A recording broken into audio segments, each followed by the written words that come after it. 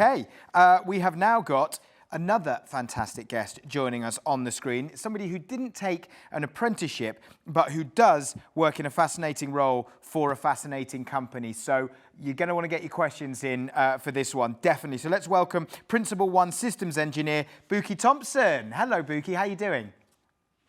Hi, thank you for having me here. It's an absolute pleasure. Thanks very much for joining us.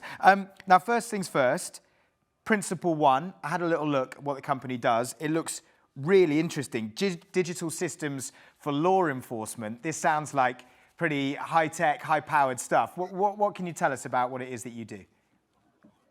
Yeah, essentially, Principal One is more consultancy, and we specialize within law enforcement. And essentially, what we do is we offer our services to tackle challenges within the threat landscape. So we're trying to make the UK a safer space. Great. So what kind of stuff does that involve? What kind of challenges is it that you're kind of heading off? Because it's law enforcement, there's only so much I can say because a lot of it is quite I secret. thought you might say that, but that's great. I love that as an answer. It's classified, actually. But it's really fun, exciting stuff. Okay. Definitely. Okay, great. No, that's good. That's good. A bit of mystery. So you didn't take an apprenticeship, but you found your way into tech slightly differently. Tell us about your journey and how you got to where you are today. Sure. So my journey into tech started really with the arts because I'm a very creative person. So when I was, I think in year 8 or year 9, we used to all be on MySpace. So on MySpace, I used to make layouts for my friends, and it basically just involved a lot of Photoshop, just creating the layouts. And in order for me to actually apply the layouts onto the page, I had to configure the HTML a little bit. At this point, I didn't even realize I was coding. I was just making pages look really pretty and Yeah. aesthetically pleasing. And then when MySpace fell off, I didn't really know what I wanted to do. So I decided to basically take my A levels in philosophy, art, psychology, and then I went on to study psychology in uni as well. After uni, I didn't know what I wanted to do. So I went and did sales for about a year and a bit. But I'm really creative and I wanted to do something more creative and build things. And that's how my journey into tech really started.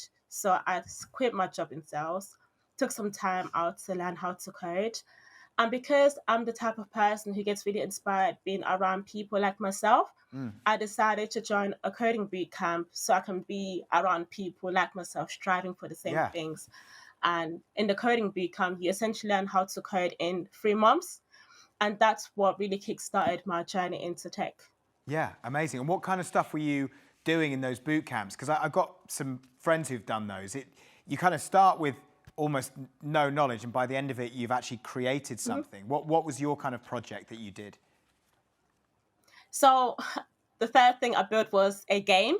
Nice. So I love anime. Okay. So I built an anime related game.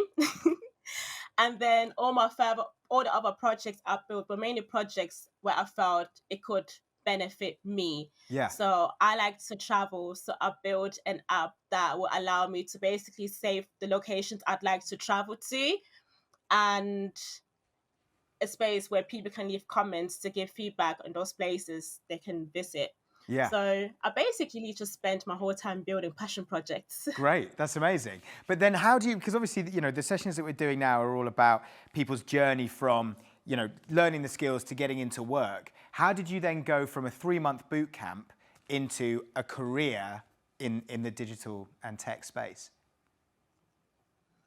So one thing I've realized when it comes to the tech industry, especially for those who have no experience, it's mainly passion that employers want to see, because um, coding is not easy, and we know there's just so many things that you need to learn. And even whilst I still work in the industry and I've been here for a few years now, I'm still Learning, every yeah. day. It's information overload. There's almost so much to learn. Yeah. So employers just want to see that you are able to apply yourself and you've got the thirst for knowledge and you're adaptable. So even if you don't know the basics of coding, they are there to help you as long as you are willing to apply yourself. Yeah. Amazing. Now, I've got here in my notes that you set up a coding group around hip hop. Yes. What success did you have with that? What was the idea behind it? So when I got my first role into the industry, I was a product specialist, and one of the main things I noticed that not only was I one of the very few women, I was the only Black woman there. So I decided to basically establish this thing called Coding Hip Hop, and it's supposed to serve two purposes. So the biggest thing for me is that when we introduce tech and coding to people, everyone has this stereotypical view that in order for you to be successful in the career, you need to basically look like someone and behave like someone who's from the Big Bang Theory. Yeah. So someone that's maybe antisocial, has no people skills, Yeah. and it's just very much stuck at the computer. But I come from a creative background, and one thing I found is that in order for you to be successful in the field, it's really important for you to be both logical and creative. Yeah. You can't just be logical. Both of them just work well together. And this is where the hip hop comes into play, because I wanted to show that whilst I'm teaching you how to code, I'm teaching you how to make music using code. And then once you've acquired the skills, you can use code to create art as well. And the hip hop is a thing to just make it more relatable to myself and people who look like me. Yeah. And to show them that, there's this thing that people have said to you, you can't have, it's not for people like us, but actually you can take it and make it your own thing, like hip hop, for example. Yeah. Fantastic. No, that's awesome. So there is, as you said, a real kind of lack of diversity, in tech, both in terms of women and particularly women of colour. But so it's less than 1% of the workforce in IT. So you've done your amazing work to help kind of change that. What else are you seeing in the industry to help encourage a greater diversity of people to join? Do you feel like it's moving in the right direction? Definitely, because now I'm seeing that coding is being introduced into schools. So that's one thing I think I wish I had when I was younger. And then we also have the different organizations like Coding Black Females, Code Bar, who are out there giving all these workshops, giving mentorships programs, and just helping us get to these spaces where we felt that it was impossible for us to get a foot in because we didn't really look the part. Yeah. Well, look, speaking of getting a foot in, we've got a couple of questions on the chat. Where can people find out about coding boot camps? Where are these coding boot camps? Are they online or are they physical? Did you went actually to a room and learnt with other people? Yeah, so I did mine back in 2017, so way before COVID, and this was all in the company. Right. But then as COVID happened, because I was a teaching assistant just during the onset of COVID, so then they switched to online, remote. So I'm not too sure how it is now. I think they probably have a mixture of offline and online. Yeah.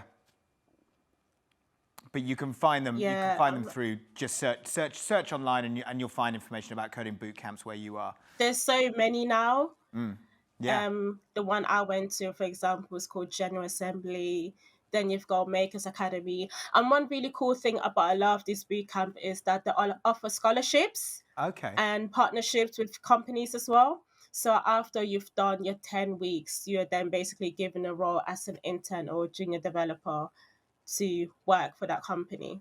Okay, brilliant, amazing. So lots for people to check out. One final question.